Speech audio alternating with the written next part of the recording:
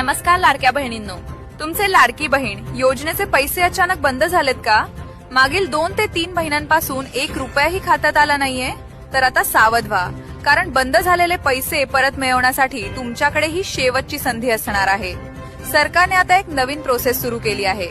जर तुम्ही आता हे एक काम केलं नाही तर तुमचे पैसे कायमचे बंद होऊ शकतात.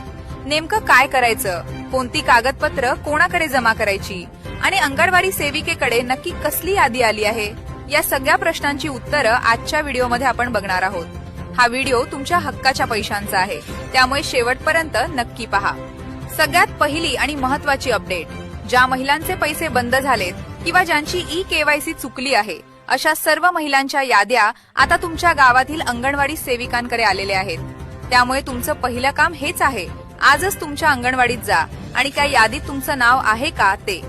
जर यादीत नाव असेल तर तुम्हाला तिथेच एक विनंती अर्ज मिळेल. तो अर्ज नीट भरून द्यायचा आहे.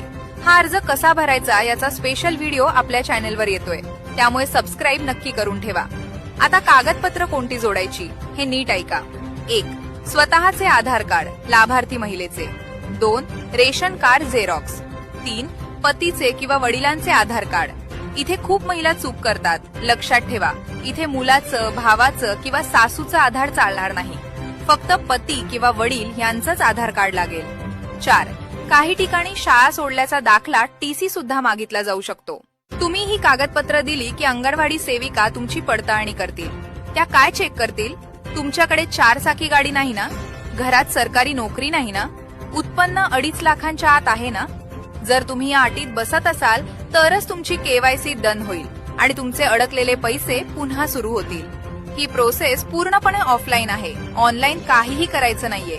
जाता जाता एक प्रामाणिक विनंती, ज्या महिला खरोखर पात्र आहेत, ज्यांच्याकडे 4 चाकी नाहीये, त्यांनीच हा खटाटोप करा.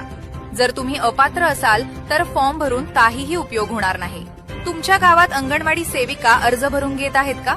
खाली कमेंट करून नक्की सांगा, म्हणजे बाकीच्या बहिणींना मदत होईल. व्हिडिओ खूप महत्वाचा आहे, जास्तीत जास्त शेअर करा आणि अशाच खात्रीशीर अपडेटसाठी आपल्या चॅनलला सबस्क्राईब करायला विसरू नका.